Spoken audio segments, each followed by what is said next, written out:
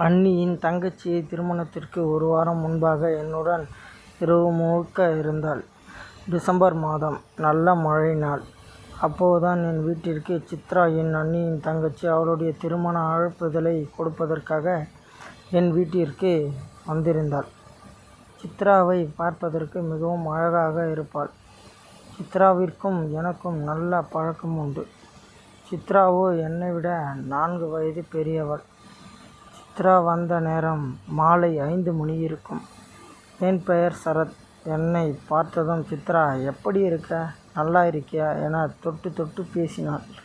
எனக்கோ அவள் தொடுவது, பேசுவது நல்லா இருந்தது. எனக்கு திருமணம் என அவள் சொல்ல எனக்கு மனதிற்குள் சின்ன வருத்தம். இவ்வளவு அழகான பெண்ணை எவனோ திருமணம் செய்து அனுபவிக்க போறானே என்ற வருத்தம். ஆணாக பிறந்த எல்லோருக்கும் அந்த வருத்தம் இருக்கும் அல்லவா? எனக்கும் அந்த வருத்தம் மனதில் இருந்தது. ஆனால் நான் என்ன செய்ய முடியும்? நான் சித்ராவை விட 4 வயது சின்னவன். சித்ரா தொட்டு பேசுவது நல்லா இருந்துச்சு. சித்ராவோ காலையில் சீக்கிரமாக வீட்டுக்கு போகணும் என்பதால் என் சித்தப்பா வீட்டிற்கு திருமண அழைப்புதலை கொடுக்க அண்ணி கூட்டிட்டு போக சொன்னாங்க.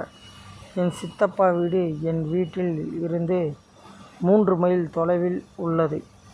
மழைக்காலம் என்பதால் மழை வேறு சிறு தூறல் போட சித்ராவும் நானும் எங்கள் வீட்டில் சாப்பிட்டு விட்டு என் சித்தப்பா வீட்டிற்கு சித்ரா ஸ்கூட்டியில் கிளம்பினோம். சித்ரா பைக் ஓட்ட நான் பின்னாடி அமர்ந்தேன். சித்ராவோ என் திருமணத்திற்கு வந்துடுறா சரத் என பேசிக்கொண்டே போக, சித்ராவோ பைக்கை ஒரு பள்ளத்தில் விட்டாள். நான் சட்டென சித்ராவின் இடுப்பை பிடித்தேன். சித்ராவோ பார்த்து பத்திரமா பிடிச்சிக்கோ என சொன்னாள். நல்லா பிடிச்சிக்கோ, மழை பெய்யுது அதிகமாக. சித்ராவுக்கு இரவு என்பதால் பள்ளமீடு தெரியலை. பள்ளத்தில் விட விட சித்ராவின் இடுப்பை நன்றாக இருக்க பிடித்து கொண்டேன். மழை அதிகமானது. சித்ரா பின்னாடி நல்லா நான் ஒட்டி கொண்டு சேர்த்து அணைத்தபடி என் சித்தப்பா வீட்டிற்கு வந்தேன். இருவரும் மழையில் முழுவதுமாக நனைந்து விட்டோம். திருமண அழைப்புதல் ஸ்கூட்டி டிக்கியில் இருந்ததால் நல்ல வேளையாக நனையவில்லை. மழை வேறு பலத்த காற்றுடன் பெய்து கொண்டே இருந்துருச்சு. சித்தப்பா வீடு பூட்டி இருந்தது. என் சித்தப்பாவிற்கு கால் செய்தேன். சித்தப்பாவோ என் ஃபோனை எடுத்து, என்னப்பா சரத் என்றார். நானோ, சித்தப்பா, உங்கள் வீட்டுக்கு வந்திருக்கோம், எங்கே இருக்கீங்க என கேட்டேன். சித்தப்பாவோ, நாங்கள் குடும்பமாக உறவினர் வீட்டிற்கு வந்துவிட்டோம் என சொன்னார். என்னடா சரத், இந்த நேரத்தில் வந்திருக்க என கேட்டார். அண்ணி தங்கச்சி சித்ரா திருமண அழைப்புதல் எடுத்துகிட்டு வந்தோம் சித்தப்பா என்றேன். சித்தப்பாவோ, நாங்கள் நாளை வந்துடுவோம் என்றார். மழை வேற பெய்து, நாங்கள் எப்படி வீட்டுக்கு போவது என்று தெரியவில்லை என்றேன். சித்தப்பாவோ, வீட்டு சாவி பக்கத்து வீட்டில் இருக்கு, வாங்கிக்கோ என்றார். நானும் சாவி வாங்கி வீட்டை திறந்து இருவரும் உள்ளே சென்றோம்.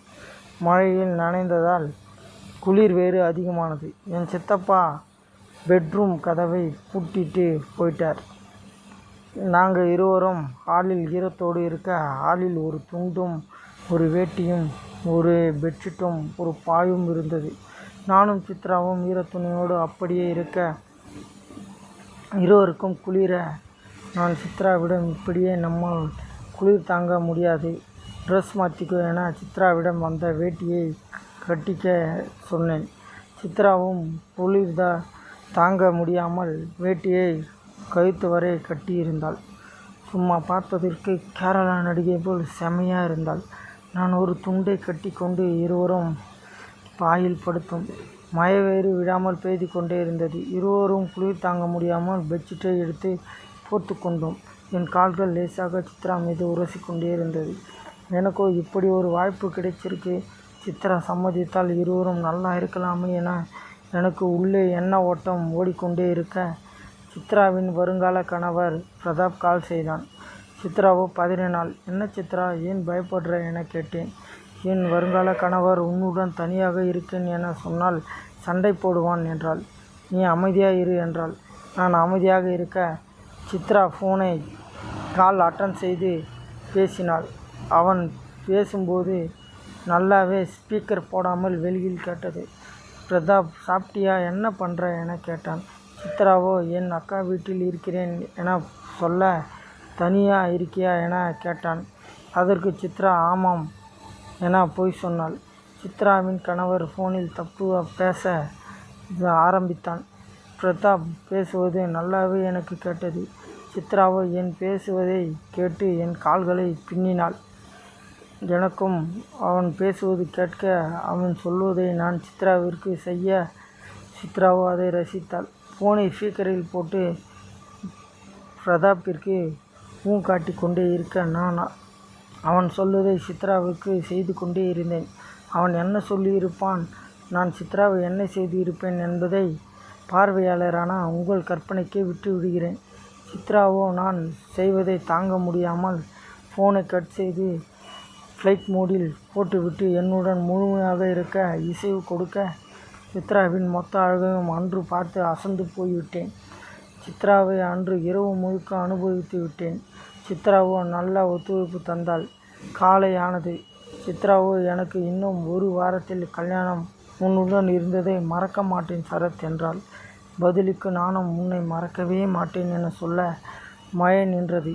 இருவரும் ட்ரெஸ் போட்டுக்கொண்டு என் சித்தப்பா வீட்டிலிருந்து திருமண அழைப்புதலை வைத்துவிட்டு சித்ராவை என் வீட்டிற்கு கூட்டிச் சென்று வழி அனுப்பினேன்.